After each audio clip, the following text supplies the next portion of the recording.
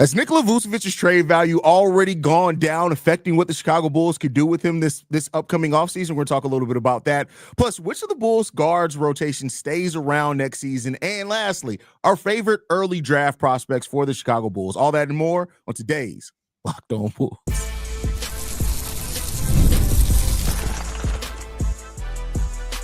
You are Locked On Bulls, your daily Chicago Bulls podcast. Part of the Locked On Podcast Network, your team every day. Thank you for tuning in to Locked On Bulls, member of the Locked On Podcast Network, where it's your team every single day. That's Pat the designer, host and creator of the Windy City Breeze, and host of the Chicago Bears podcast over at ESPN 1000. I'm Haize, host and creator of Chicago Bulls Central, Chicago Bears Central YouTube pages and podcasts. Pat, so the Bulls made a calculated risk in which they said they did a lot of groundwork for a potential Nikola Vucevic trade this upcoming offseason. They weren't able to complete it. Now, since Zach LaVine is left, I don't know if you've looked at these numbers.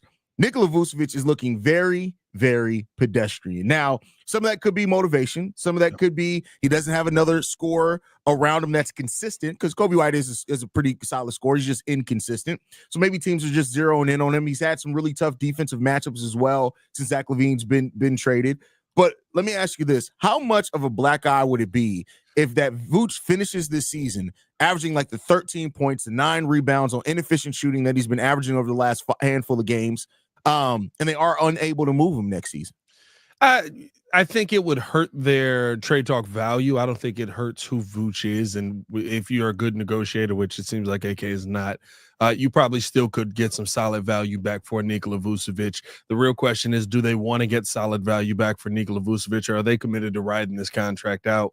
The thing for me, though, is, right, like, there's a lack of motivation. The second the trade, Vooch is probably watching Golden State right now going, I should be competing. I should not be sitting here.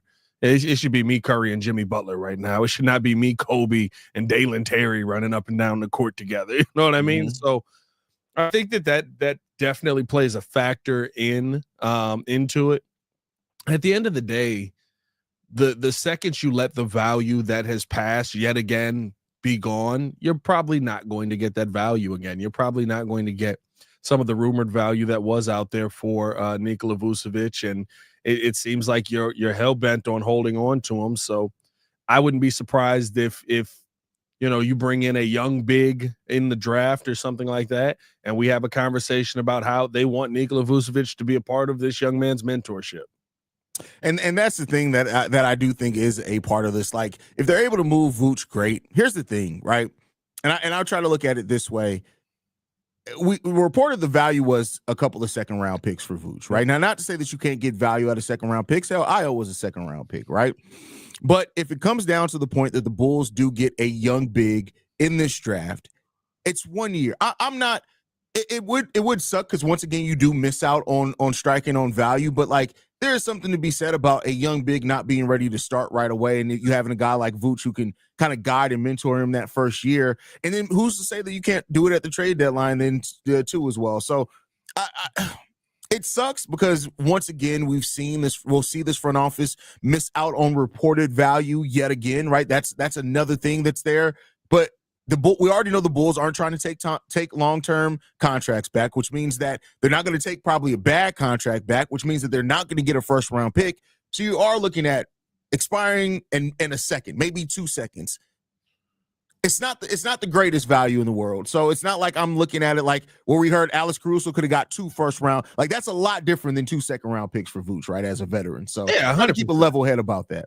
100%. It's not apples to apples with any of these other trades, right? And when it was apples to apples, you didn't pull the trigger then. I guess that's the part that is apples to apples. But when you look at kind of what Vooch brings value wise to the court, it is something that you would want whoever this next generation of big or the next new big to be able to learn from. I think Vooch it's so funny, because we look at Vooch in this vacuum of kind of where he's gone with age, how he's been the third option, how he hasn't been utilized. Vooch was the dog. You know what I mean? And at times still is. He's still that dude. Yeah, he's still he's for the times this in. season to start off, he was been a dog for the Bulls. So and realistically speaking, you know, he's had a couple of down games since the trade deadline. The Bulls have had a couple of down games since the trade deadline. Both of them, both Detroit games being a blowout. You know what I mean? Like I'm not saying that's who Nikola Vucevic is. I think, you know, you probably needed the break to get away. I would expect him to come back, and dare I say, I would expect him to be looking to try and win as many games as possible. I think Vuce is not, while I think he is tired, I think he's ready to be gone. I think he's also somebody who is a extreme professional and who goes about their job the right way. Now, his 20 and 15 may not lead to wins, but I guarantee you that he probably averages 20 and 15 the rest of this way, as he's just like, you know, okay, this is the part of life I'm in now. Let's see where we can take it. Well, it's probably going to get uglier before it gets prettier, because if you look at the Bulls' upcoming matchups, we're just going to have a tough little go there. New York, going to be tough on him. But he's not guarding nobody. Let's not say that. Listen, I didn't say he was going to have a 113 defensive rating. No, but he's going to have 20 and 15. When we see them switch 6'4" Josh Hart on Nikola Vucevic and shut him down, we're going to be like, I haven't seen it before. Then you got Philly. You got Phoenix, Philly, the Clippers, Toronto, Indiana, Cleveland, Orlando, Miami, Indiana again. Man, bro. Listen, I told you. I said when we asked the question the other day, how many games will the Bulls win the rest of the way? I said 3. It's going to get ugly. But Vooch will have 20 and 12. I didn't say it wouldn't get ugly. Now, watch this. You say that he averages like 12 and 9 for the rest of the season, and we're going to be looking like. If he does, guess what? We're in no different position. We're still the same spot. That's the part of this that sucks, right? Like we're about to literally. Shout out to Pat the designer, by the way. Since he switched to Italian olive oil, his waves have been busting. Shout out to bro. You know what it was? Hold on. This is a real behind the scenes moment, bro. This is a real behind the scenes moment. I don't know what I put in my hair. It actually was a black owned product too, which kind of pissed me off a little more. But bro, my hair was so straight. I like combed it backwards one day and it just Pat Riley. And I was like, wait a minute, hold on. Is this the route I go? As I hit 30, I just go full Riley and comb the hair straight back? Bro, you go full Riley on some episodes, bro. That's going to be crazy. Now I feel like you should do it just to make a point. I'm scared, bro, because it took me a lot of a different product. I'm not giving nobody no free pub, but to get my hair to start waving again, bro, I started getting nervous. I was like, hold on, I might be locked in here. This might be life now. I got to go through life as Bryant Gumbel. I wasn't expecting this. That is hilarious, bro. That is funny. But yeah, and here's the thing too. Like when it comes to Vooch trade market, like you got to think the teams they're not going to look at just some small sample size after the All-Star break and determine just on the value of Nikola Vucevic. Of course, they're going to use that as leverage in the conversations, but they're going to understand what he's been for his career. And I'll tell you what, that Golden State Warriors team, they looking like they could have used a little Nikola Vucevic added to that. Honestly, I think that if the Golden State Warriors would have made that trade for Vooch after the Jimmy Butler trade, I probably think that they could get up to about 6 in the Western Conference. Well, gee, this is what I keep saying, bro. Like, here's the thing. Guess what the Lakers are looking for? Yeah, but they're looking for a defensive big. Yes, but they're also just looking for somebody who can give you that impact down low. Also, like Vooch not moving his feet. I'm not gonna say that, but Vooch hasn't wanted to be locked in defensively in a while because he hasn't been competing for much. Vooch, no, you know what the scary part of it? What we've seen is Vooch locked in. That's the scary part of this. Like Vooch has never been a good defender. So no. He's never been a good defender. I'm not telling you that, but I do think that there is a want to that isn't here in Chicago as much anymore. Like I said, he's going to go through it like a professional. He's going to go through the entire process like a professional. And he's going to give you as much as he can, but he is somebody that requires help on defense. And, we don't have a lot of on this Bulls team. Help. No, they literally looked at this team and said, hey, we suck defensively a little bit. Okay, cool. Double down. Get even worse defenders in here. That's what we should bring in Chris Duarte. Oh, no, they mad. Yeah. You know the bad thing about wearing white, bruh, because I want to drink my coffee, but I can't. Like, I'm just gonna have to wait till after we're done, because if I get coffee on this, it's done. You just got to go in with confidence. You know what I'm saying? If you're confident about what you're doing, and you're by the way, merch coming out. If you're confident about what you're doing, and you're confident, you think I get in trouble for that? I feel like I'm glad that you picked up on what I was trying to set up for you. See, this is why we're such a good tandem, because I literally only said that so you could have an opportunity to push it. I'm glad you did. But with that said, next up, we're going to be talking about the Bulls guard rotation and why I think personally we're going to see a lot more guards than what we want to even next season. We'll get into all that after a message from TurboTax. This is a message from sponsor Intuit TurboTax. Taxes was waiting and wondering if you were going to get any money back, and then waiting, wondering, and worrying some more. Now Taxes is matching with the TurboTax expert who can do your taxes as soon as today. An expert who gives your taxes their undivided attention as they work on your return, while you get real-time updates on their progress so you can focus on your day. An expert who will find your every deduction possible, file every form, eat every investment, everything within 100% accuracy. Also, you can get the most money back guaranteed. No waiting, no wondering, no worries. Now this is Taxes. Get an expert now at TurboTax.com. Only available with TurboTax Live full service. Real-time updates only in iOS mobile app. See guaranteed details at TurboTax.com/guarantees. More Locked On Bulls coming up next. All right, Pat. So I was putting together the episode for Central today, and in doing so, I was just looking at salary cap numbers and all of this. I was more so kind of focused on, all right, how could the Bulls screw this up and bring everybody back? Then I had to realize the Bulls don't have to screw everything up to bring everybody back, because guess what? Out of the 15 players on the actual roster, not counting two-way players, 12 of those players, Pat, are locked in for next year already. The only three free agents that we have are Josh Giddey, THT, Trey Jones. Now, we have 2 draft picks, so there's a chance that Trey Jones and THT are removed, and we just add the first and the second round pick that we have in 2025. We re-sign Josh Giddey, and we're off to the races. But the thing is that there is a decision that has to be made eventually with the guards. The Bulls have already started that with re-signing Lonzo Ball. You still got Coby, Ayo, that are free agents at the end of next year. You got Josh Giddey, who's a restricted free agent at the end of this year. I'm going to throw this to you, Pat.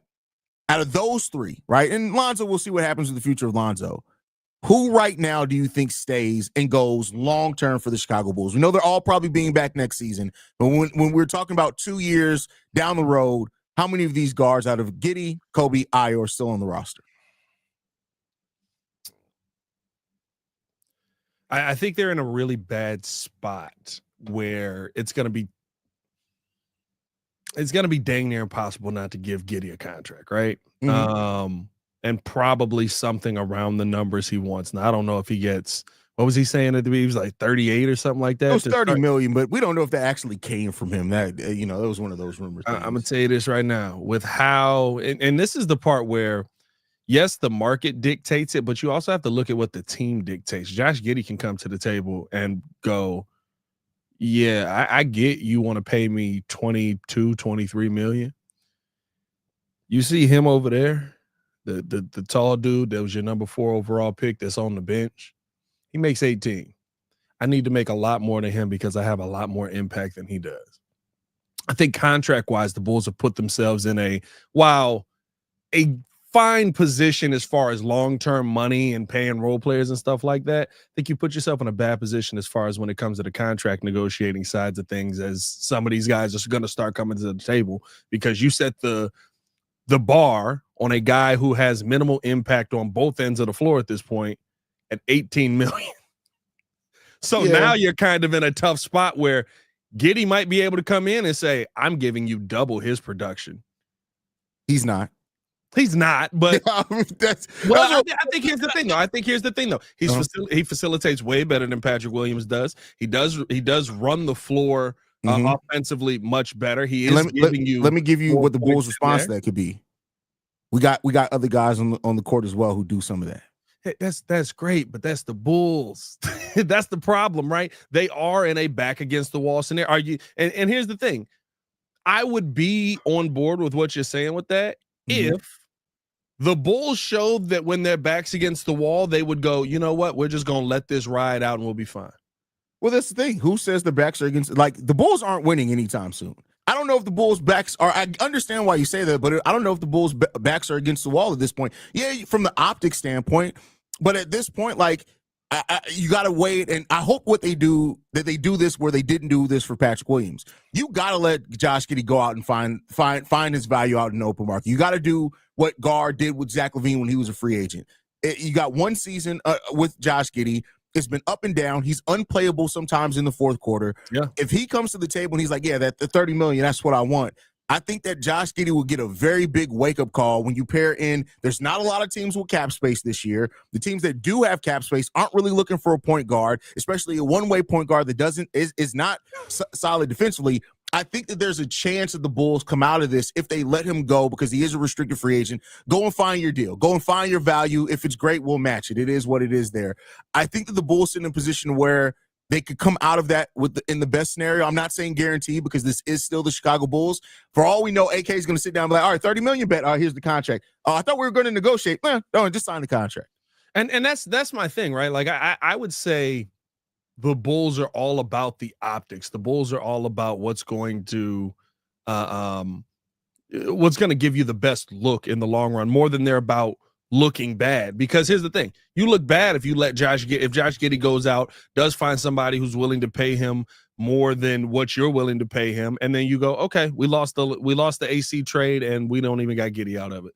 All right, that sucks. We're gonna move on. That's what good basketball teams do. That's what smart basketball teams do. We've seen the Miami Heat do that a ton in their history. Now, they haven't done it as much late, but we've seen the Lakers do that, where they go, all right, okay, that's your price. Have a nice life, brother. I guarantee we find you somebody that can replace you.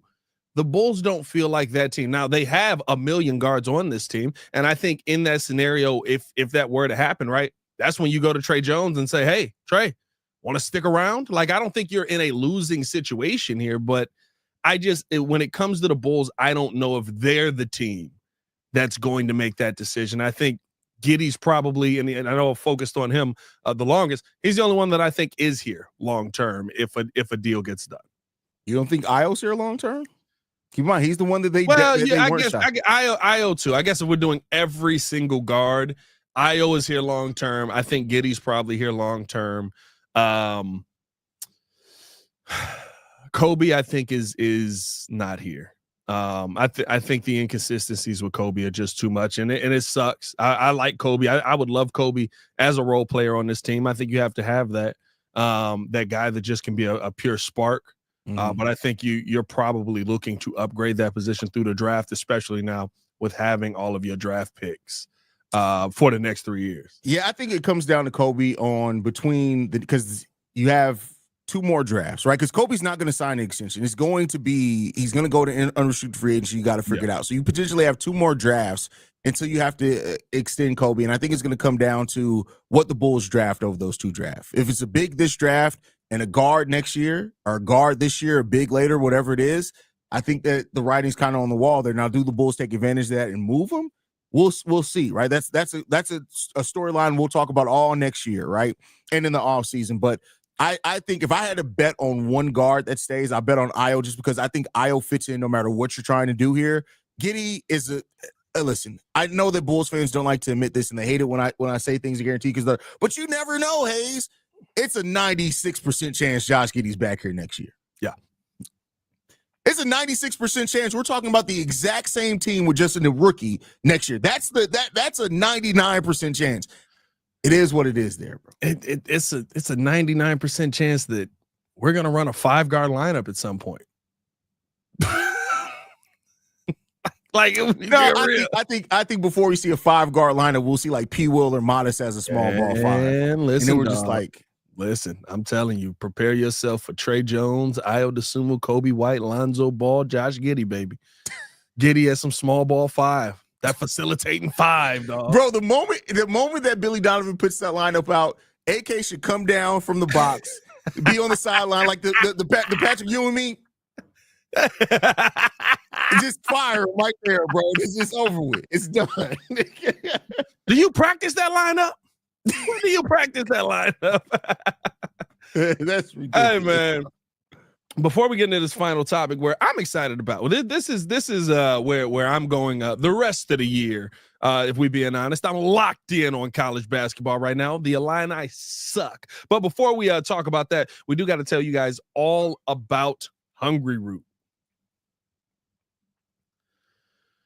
When it comes to grocery shopping and meal planning, I've had this ongoing problem. I just don't have the time for it between work, life, and trying to eat healthier. I was constantly feeling stressed out. I'd go to the grocery store, buy things I didn't need, and then end up with no time to actually cook. And sticking to my health goals, new baby, dog. It's a struggle.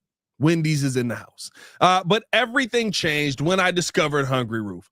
Hungry Root. Whoa, Hungry Roof. Watch yourself now. Honestly, it's been a game changer. It's the easiest way to eat healthy without all the stress with Hungry Root. It's like having a personal shopper and nutritionist all in one. They take care of my grocery shopping, recommended meals and groceries based on my taste and health goals, from anti-inflammatory to high protein and gluten-free options. And the best part, every meal is ready in 15 minutes or less. I'm talking quick, healthy meals that actually taste great, all delivered straight to my door. It's been a huge time saver and has made eating healthy so much simpler. So I need you guys to do this because I know you're going to love Hungry Root as much as I do. For a limited time, get 40% off your first box and a free item in every box for life. Just go to hungryroot.com/LockedOnNBA and use the code LockedOnNBA. That's hungryroot.com/LockedOnNBA. Code LockedOnNBA to get 40% off your first box and a free item of your choice for life. hungryroot.com/LockedOnNBA. Promo code LockedOnNBA. Do not miss out on Locked On Bulls after this. 40% off your first box is how a lot of people got their first baby mama. But with that said,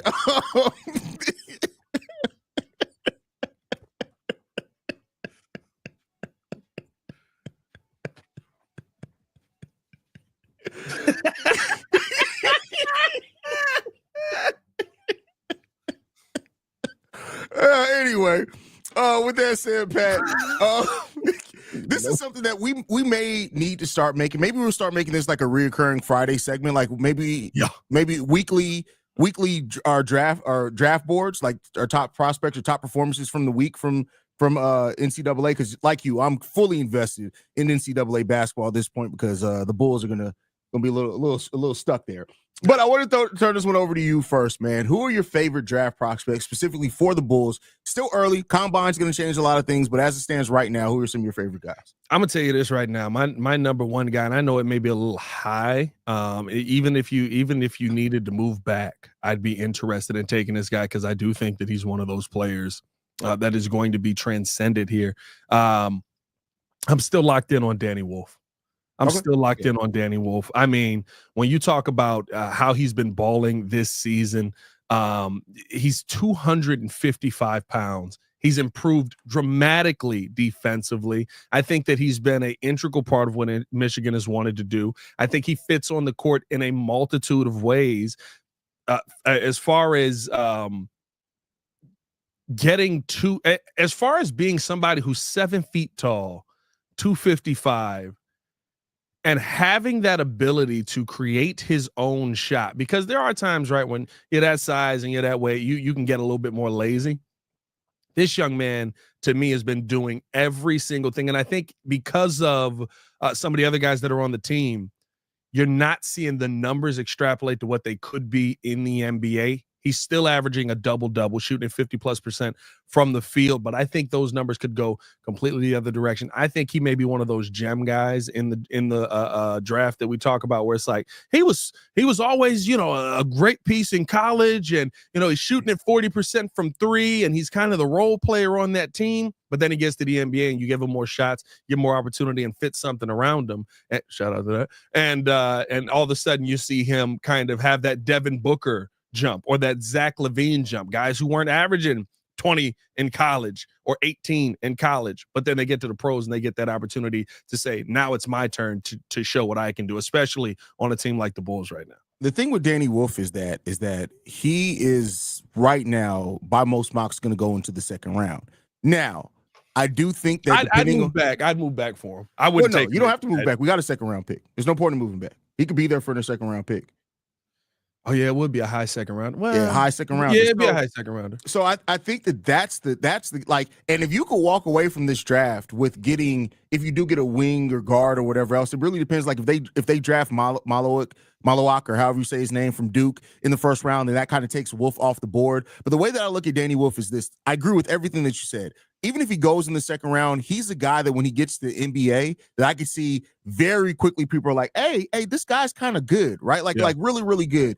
He can do a lot, put the ball on the floor. He can shoot the three, even though he's not taking a lot of them, but he does take them at a decent clip. I would not be mad. I think that if you draft Danny Wolf at minimum, he's your career backup center. You don't have to worry about him at backup center for a while. The Amir Ashik type start to his career, I think, is what you can see there. But another guy that I'm starting to be very, very high on that would be a trade back more so is another center, though, Derrick Queen. I don't know how much of Maryland basketball have you gotten to watch yet, Pat, but if you go and watch this dude, hey, it makes no sense for him to be as big as what he is and be able to move the way he's 245 pounds. But there are times where he literally moves like a guard. And that's something that I'm looking at specifically in that is that the switchability. What do we need here from a big is switchability. And I think that this is a guy that could bring that. He has the upside offensively as well. Derrick Queen continues to be somebody that just I'm really, really surprised by, because I'm not going to lie to you. As much as I'm an NCAA guy, he wasn't on my radar at all to start the season as far as centers. Yeah. I'm woke now. I'm woke. woke. No, 100%, bro. I just pulled up the latest ESPN mock that came out yesterday. They do got Danny Wolf as a lottery pick, bro. 16. They do? Oh, shout out to him. 16 to Michigan. That's what I was saying. I was like, he's moving up the board. But no, bro, listen. It'd be the same thing as Zach Edey. Remember last year, Zach Edey? They were like, Zach Edey may not be drafted. And getting drafted in the lottery. Zach Edey went a long way up. Listen, are we seeing the return of the white center? Oh, yeah. Yeah, it's not even a question. No, you know what you're seeing? You're seeing the return of a center that actually has a body that needs to play. You know what I mean? Like when you look at, because here's the thing. Here's what made the center so popular in the NBA in the years when we were growing up, bro. Like, remember, you had to have a dude that was just 6 fouls on your bench because you were playing Shaq. If you were in the West, you just had a 6 foul guy. Like, hey, bro, you may get in there and get 6 fouls on Shaq. You also had the 2 centers that you actually needed to play. I think because of Wemby, you may be in that scenario where guys are like, hey, bro, we don't have to hack this man. Like, you can't let him pull up threes off a step back Trey fader in the corner all night. Like, we're going to need some people to combat that. So, he to me is interesting. I think that, listen, you got a lot of really, really good prospects. And when you brought up Derrick Queen, bro, like, to me, one of the most versatile players in the draft. Yes. One of the most versatile players in the draft. If you can find a way to, I think we're both locked in on big man as well in this. If you can find a way to come in with a big man, hell of a way to word that. Well, yeah, that might have been nuts. But if you could find a way to me to come out of this draft with a big man who around the rim is as consistent as he is, at the top of the key, can move the way that he can. I think that he runs the floor as one of the best bigs in this draft. Yes. You know what he reminds me of almost? Remember, a little bit, definitely, not a little bit, a lot of bit more efficient around the rim than a Walker Kessler was. But remember how we were like really, really like Walker Kessler's running the floor different. Yeah. Kind of get that vibes off of him as well. Yeah. Yeah, I agree with that. And sometimes you just need guys like that. Like, of course, there's going to be guys with higher upside. Like I said, Kaman Malowik is a guy that I would love for the Bulls to draft. Like, I think he's going to be a very efficient center. But I would go so far as to say, and I know this people are going to kill me for this, I honestly think that Derrick Queen may have a higher upside than Kaman. Derrick Queen got a little Mark Williams to him. Yeah, but probably healthier. Yeah, and that's, and not to say that Kaman doesn't have an extremely high ceiling, because he does. He could be amazing at the NBA level. But when you just look at the fluidity of the game, like, and it could just be because Kaman is still 18 years old. He's very young. Very young. Yeah, that could completely change. But as you're talking about right now, Derrick Queen just has an understanding of the game where you see where he gets the ball. There's no hesitation. Like, oh, not only can I'm not even the quickest dribble, but I can take you off the dribble. And if you happen to catch up on me, I'm dipping the shoulder and still getting to the rim. I know everybody's super high on Kaman right now. I get it. 7'2", 250. Weighs less than Danny Wolf, which is crazy, but that's not crazy. Really. South Sudan. It is kind of crazy, but South Sudan, 7'2". And he's extremely efficient. I mean, what's he shooting? 72% from the field, essentially? Yeah, Kaman's having one of the most efficient seasons in NCAA history. Here's what scares me about Kaman. There are games where he just say, I'm not shooting today. There are games where he just says, I'm not going to be aggressive today. That terrifies me. Yeah, that's a fact. Now, he is playing with two players that are going in the top 5 of the draft, so maybe that's a bit of it. Could play into it as well. Like I said, I'm not saying I disagree with him. I'm just saying look out for that a little bit in that as well. One before we get out of here, Pat, one more quick one each of players that I'll start off with this one real quick. Asa Newell is still a guy that's high on my list as well too. But don't overlook at all KJ. Like you brought him up first, and I know that Illinois is not having a great season. It's going the wrong way. But I don't know, bro. I like KJ a lot, man. But how you feeling, bro? Listen, KJ's got a ton of game. You know what I mean? Yeah. The one thing that I think would maybe deter the Bulls in the KJ market a little bit would be a guy like Matas Buzelis. Do you want to add a little bit more size? Also, the Vooch conversation that we had to start this off. I think that, I love KJ, but he is essentially a 2-guard. We've got plenty of 2 guards on this team. If you're talking about, and I think the other thing you have to take into account too, if you're talking about the pinnacle of inconsistency, when he's hot, he's hot. When he's not, he's not. That's very true. I got that. I got Coby. Yeah. I got the 6'6" inconsistent guy.